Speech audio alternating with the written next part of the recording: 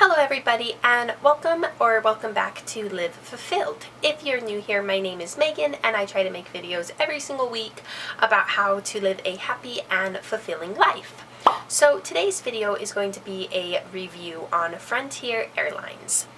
So I took a Frontier flight in the middle of November, which is about a month ago from when I'm recording this. I don't know when you guys are going to see it. It might be March. Who really knows? So I took a Frontier airline flight, and when I was trying to research the airline, I found that there's a lot of reviews on Spirit Airlines, but not so many on Frontier. So I was like, well, heck, I will do one myself. So we flew on Frontier Airlines from Salt Lake City to Austin, Texas, where we had a layover, and into Orlando, Florida. And I just have to tell you guys about the Austin, Texas airport for Frontier. So basically, Austin, Texas is the capital of Texas, right? And I did not know this when we got there. We flew into the other airport. So there's like the Austin, Texas airport, and then there's the other Austin, Texas airport, and Frontier flies into the other one. And we were literally in a warehouse. Literally in a warehouse. Like, there was 4 gates there in the whole entire airport. And I'm like, what the heck? Like, there's gotta be something, like, there's gotta be more. So we leave, like, the secured area. I go out through security because we're looking for food, and there's, like, one taco truck in the airport, which was very good tacos, by the way, but nonetheless, like, I was looking for, like, a McDonald's for Kaden. I'm like, there's gotta be more. Like, where's the airport at here? Like, what are we in? So we go out through security just to, like, walk outside, and I'm like, we're in a warehouse. Like, what is this? So then we go back through security, and I'm like looking around. I'm like, what is going on?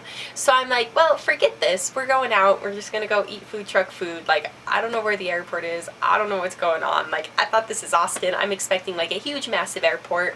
So we're sitting outside, and I hear some guy talking, and he's like, yeah, I can't believe we're here. I just want to be in the main airport. I don't like this other airport. And then he's like, and the guy that he was with, he's like, yeah, I know, over there is where we should be. And I look, and I'm like, oh, there's the airport. Like it's like all the way across, like all the runways is the other airport. And so, yeah, we literally, because we flew Frontier, got to fly into a warehouse.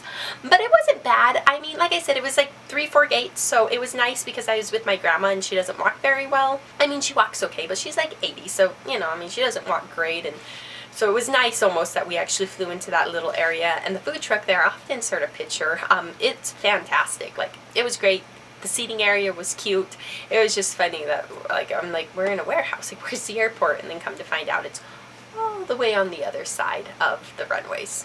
So this was my second time ever flying with Frontier, and the first time I flew with Frontier, I didn't know what a budget airline was. I didn't know Frontier was a budget airline, and so I was a little irked when I found out, like, I had to pay for a drink and pay for a snack and pay for my luggage. But this time I knew what I was getting myself into. If you don't know what a budget airline is, it's basically like, so in the States we have Spirit and Frontier are the 2 main budget airlines, and they're cheaper airlines. Like, their fares are a lot cheaper, but it's like called a base fare. So basically it's literally just your seat that's included. So, like, you can't choose what seat you get. You have to pay for bags, you have to pay for drinks, you have to pay for everything. It's literally just the seat. But if you don't care, you know, about like selecting your seats early or anything like that, if you're not going to be bringing a ton of luggage, if you can just bring your own water on, you can save money with these tickets. But on the other hand, if you're going to want to bring like 3 bags, and if you're going to want to purchase your seats, and if you're going to want to buy snacks, then you kind of have to look at, are you really saving money by buying this cheaper fare, or are you going to be spending more money on everything else? So I took this flight with my grandma, me, and my son. And like I said, to pay for seats in advance, it costs more money, so we chose not to. And so I was a little bit worried if I was going to be able to sit with my family, you know.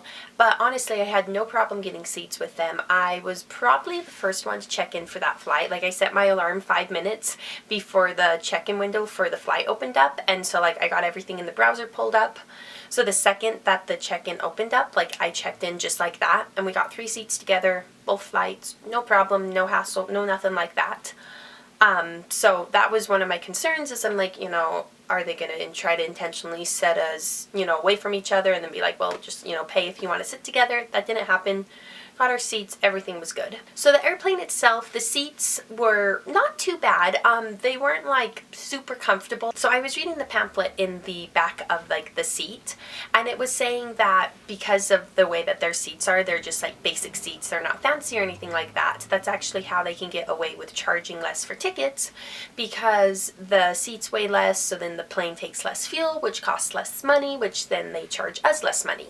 At least that's what they claim. But the seats really weren't that bad. So we weren't on like a super long flight, but we were on a decently long flight because it was Salt Lake City to Austin and then Austin to Orlando. So yeah, and they were pretty comfortable.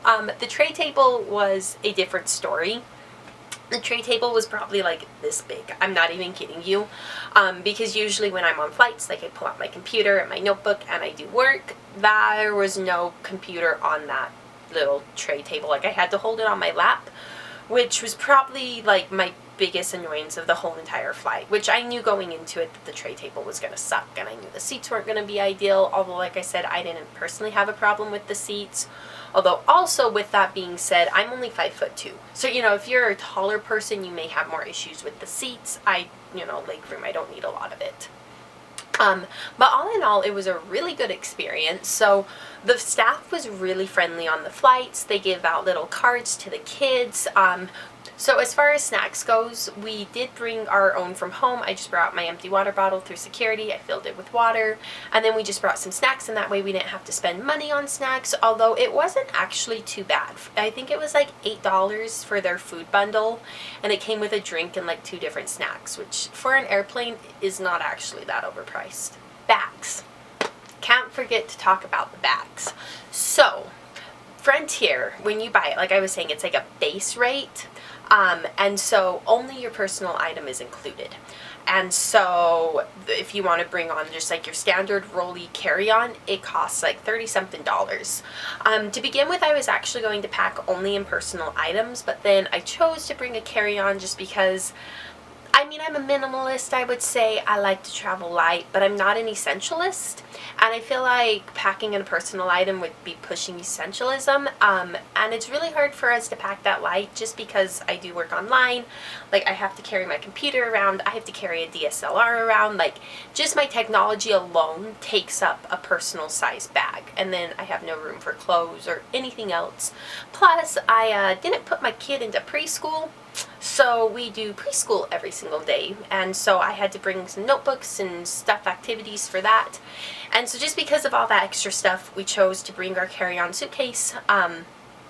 But it was like $30. We paid for it in advance. That's an important thing. It's, I think, like 50 or 60 if you wait till the airport, and even more if you wait till the gate. Maybe it's 60 if you wait till the gate, and somewhere in between at the airport. But either way, if you're going to do a bag, pay for it in advance. And then we had no problem with our personal item. I was a little bit worried that they were going to be like really strict and tight and like, let me weigh your bag, let me measure your bag, but we didn't get any of that. My bag actually was like a ½ inch too big when I measured it, which was fine because I didn't have it stuffed, so I was like, well, if they're going to give me any trouble, I'll just like squish it down and be like, there, it fits.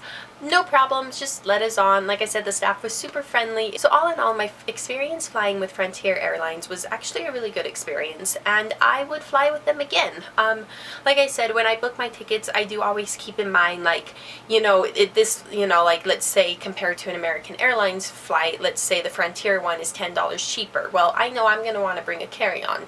So by the time I pay for the carry-on, I'm actually paying more for the Frontier flight than I would the American Airlines. So whenever, I book flights, that's kind of what I think. Because like United does their stupid basic economy too, where they try to pull a budget airline joke and not let you bring a bag on. Like, even when I'm looking at United basic economy flights, like I kind of am in the same mindset. I'm like, okay, so I can book this for, let's just say $100. I can book this one for $110, but then it's going to cost me basically $15 each an extra ticket for my son and I. I'm spending more money on the cheaper flight. But if I can get, a Frontier flight cheap enough that even with the carry-on that it's still cheaper, I definitely would fly with them again. We had no problems, like I said. Seats were fine, bags were fine, staff was friendly. it was all in all a very good experience. So I hope if you are looking into booking a Frontier Airlines flight, I hope this video helped you. Just remember, it is a budget airline. You do get what you pay for. So if you're going to be booking the tickets, go into it with that mentality. Because like I was saying, the first time I flew with Frontier, I didn't know it was a budget airline. And it was just a bad experience. But knowing what I know now and having the expectations that I had, I didn't have a problem. So thank you guys so much for watching this video. I hope you all enjoyed it. If you did, make sure you give it a thumbs up and hit that subscribe button. And I will talk to you guys later. Bye!